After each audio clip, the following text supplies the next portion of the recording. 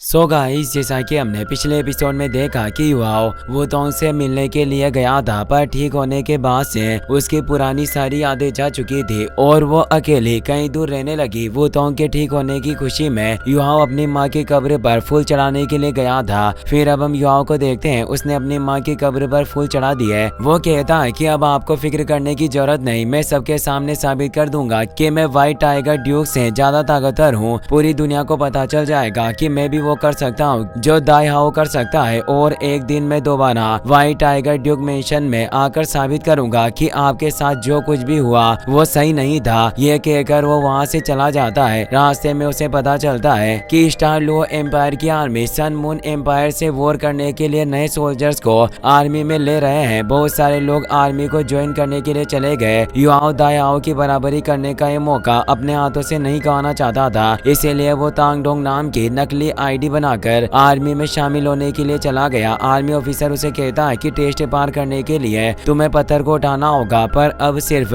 सबसे बड़ा पत्थर बचा है और मुझे नहीं लगता कि तुम उसे उठा सकोगे, इसीलिए कुछ वक्त इंतजार करो, मैं तुम्हें दूसरे बेच में भेज दूंगा। मगर युवा उसकी बात नहीं सुनता और सबसे बड़े पत्थर के सामने चला गया। उससे पहले वो चारों लड़के आसानी से अपने पत्थर को उठा लेते हैं और सबको लग रहा था कि युवा इतने बड़े पत्थर को नहीं उठा सकेगा, पर उसने बहुत ही आसानी से उसे पत्थर को उठा लिया। यह सब देखकर सब लोग दंग रह गए और उसकी तारीफ करने लगते हैं। युवाओं के साथ वो चारों लड़के भी आर्मी में सिलेक्ट हो गई। पांचों को बाकी सोल्जर्स एक साथ ट्रेनिंग के लिए भेज दिया जाता है। आर्मी ऑफिसर उन्हें कहता है कि मैं 6th रिवर्स कोर्स के 7th डिवीजन की 2nd और 3rd बटालियन का कैप्टन जुआंग हूँ। आज से अगले 3 महीनों तक मैं खुद तुम्हें ट्रेनिंग दूंगा। आने वाले इन 3 महीनों में अगर किसी ने भी आलस दिखाई या अपने मिशन पूरे नहीं किए तो मैं उसे तुरंत बटालियन से निकाल दूंगा। ये कहकर वो सारे सोल्जर्स की ट्रेनिंग शुरू कर देता है। सबको ट्रेनिंग में काफी परेशानी हो रही थी, पर युवाओं आसानी से ट्रेनिंग कर पा रहा होता है। वो सोचता है कि यहाँ मुझे अपनी पावर का इस्तेमाल नहीं करना, मैं एक एक कदम बढ़ाकर मिलिट्री के तरीके से अपनी ट्रेनिंग पूरी करूंगा ताकि किसी को भी मेरे ऊपर शक ना हो और मैं अपना काम पूरा कर सकूं। युवाओं की ताकत देखकर जुआंग काफी हैरान था। वो सोचता है कि मुझे उम्मीद नहीं थी कि एक नया सोल्जर इतनी ट्रेनिंग करने के बाद भी हार नहीं मानेगा। तांग डोंग सच में मेरी उम्मीद से भी ज्यादा शक्तिशाली निकला। ये सोचकर वो सबके सामने युवाओं को पहली टुकड़ी का लीडर बना देता है। सब इससे काफी हैरान थे। उन्हें यकीन नहीं होता कि जुआंग ने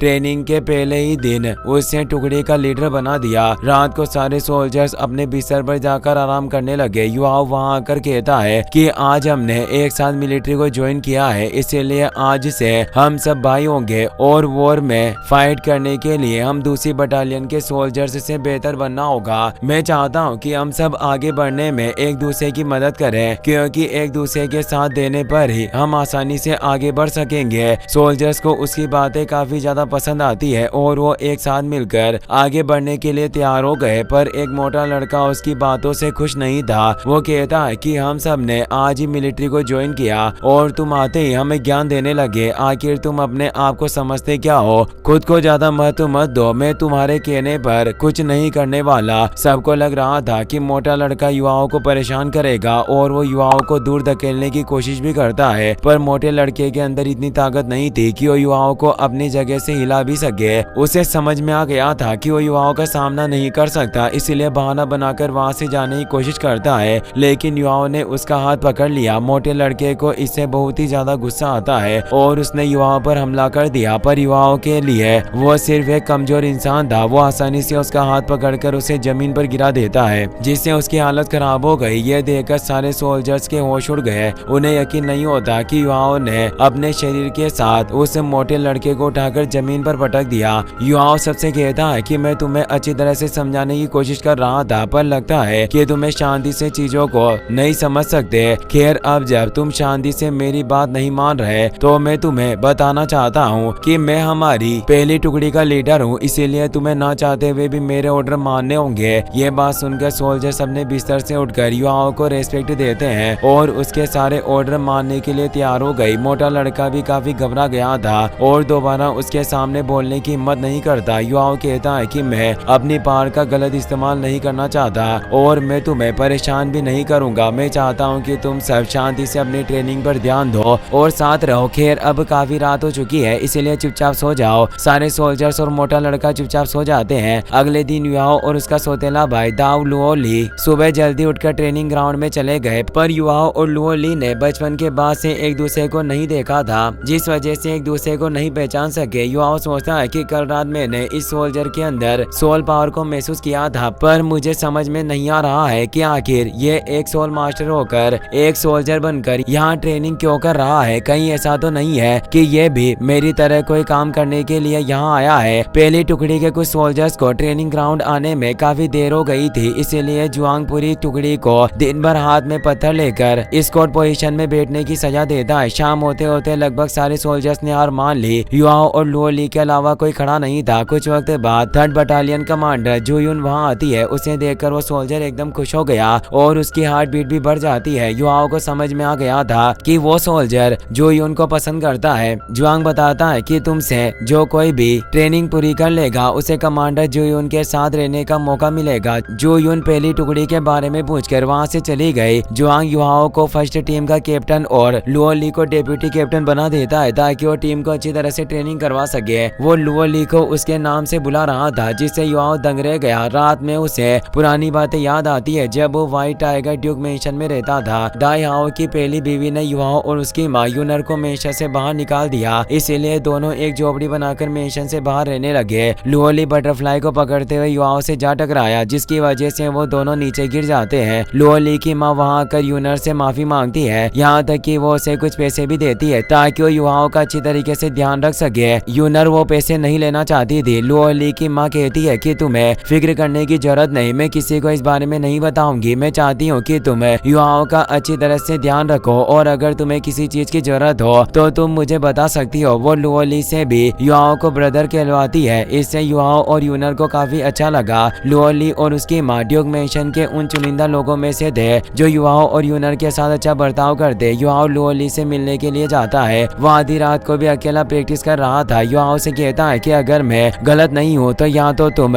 ड्यूक दाई हाओ के सामने अपनी पावर साबित करने के लिए यहाँ आए हो या कमांडर जू यून के साथ रहने के लिए। मुझे पता चलता है कि जू यून स्टार लुओ एम्पायर की रॉयल फैमिली की मेंबर है और तुम आर्मी में अपनी पोजीशन बढ़ाकर उसके बराबर पहुंचना चाहते हो। कहीं ऐसा तो नहीं है कि तुम उससे प्यार करते हो। लुओ ली से दंग रह गया। वो पूछता है कि आखिर तुम हो कौन और तुम्हें यह सब कैसे पता। कहीं ऐसा तो नहीं है कि फादर ने तुम्हें मेरे ऊपर नजर रखने के लिए यहाँ भेजा है। युआओ कहता है कि अगर तुम किसी को पसंद करते हो तो तुम्हारी आंखों में वो चीज साफ दिखाई देती है और तुम चाहकर भी सच नहीं छिपा सकते। इसके अलावा मुझे दाई हाओ ने यहाँ नहीं भेजा। अगर तुम्हें मेरे ऊपर भरोसा नहीं तो तुम मुझसे फाइट करके देख सकते हो। लुओ ली कहता है कि तुम स्पीड मास्टर भी नहीं हो और तुम्हारी हिम्मत इतनी बढ़ गई कि तुम मुझसे फाइट करना चाहते हो। क्या तुम्हें डर नहीं लगता कि मैं तुम्हें मार दूंगा। युआओ उसकी बातों का कोई जवाब दिए बिना उसे लड़ने के लिए कहता है। उसके घमंड से गुस्से में आकर लुओ ली ने अपनी 3 सोल रिंग्स को एक्टिवेट करके उस पर हमला कर दिया, पर युआओ आसानी से उसके सारे हमले से बच गया।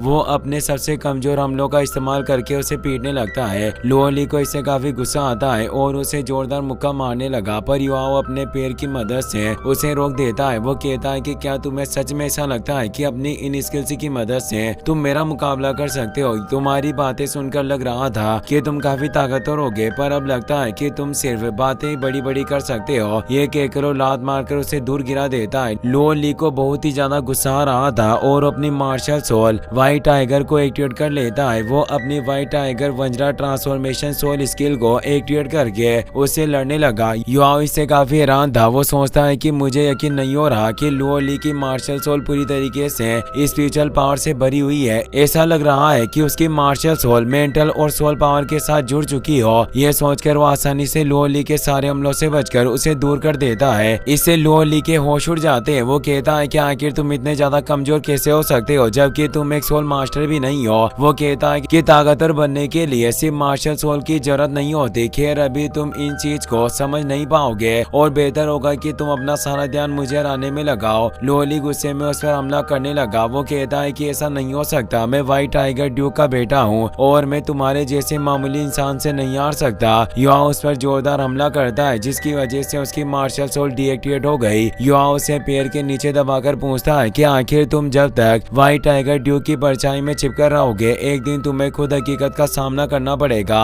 और अगर उस दिन दाई हाओ तुम्हारे साथ नहीं रहा तो तुम क्या करोगे। तब तभी जू यून वहाँ आ गई। उसे देखकर लुओ ली अपनी चोट हुई शक्ल छिपाने की कोशिश करता है। जू यून कहती है कि तुम दोनों नहीं जानते कि आर्मी कैंप में आपसे लड़ाई करना मना है, तो आखिर तुम आधी रात को इस तरह लड़ाई क्यों कर रहे हो। युआओ उसे कहता है कि मेरे और लुओ ली के बीच का मामला है, तो बेहतर होगा कि तुम हमारे बीच में ना हो। जू यून को काफी गुस्सा आया। वो कहती है कि तुम्हारी इतनी हिम्मत जो तुम अपने कमांडर के सामने जुबान लड़ा रहे हो। ये कहकर वो अपनी सोर्ड से उस पर हमला करने लगी, लेकिन युआओ उसे अपनी स्पिरिचुअल आई की एक झलक दिखाता है जिसमें जू यून बेहोश हो गई। लुओ ली उससे प्यार करता था और उसे बेहोशी की हालत में देखकर उसे युआओ पर बहुत ही ज्यादा गुस्सा आता है। उसके गुस्से की वजह से उसकी white tiger martial soul blood tiger में म्यूटेट होने लगी। युआओ इससे काफी खुश था। वो लुओ ली से फाइट करते हुए सोचता है कि इसकी मार्शल सोल में स्ट्रेंथ और स्पीड एट्रीब्यूट है, लेकिन अगर यह व्हाइट टाइगर कल्टिवेशन मेथड से प्रैक्टिस करता है तो इसे दुगनी मेहनत करने के बाद भी सिर्फ आधा फायदा ही मिलेगा। सिर्फ यह हार्ड ट्रेनिंग की मदद से ही अपने ट्रिब्यूलेशन को मार्शल सोल के साथ अच्छी तरह से जोड़ पाएगा।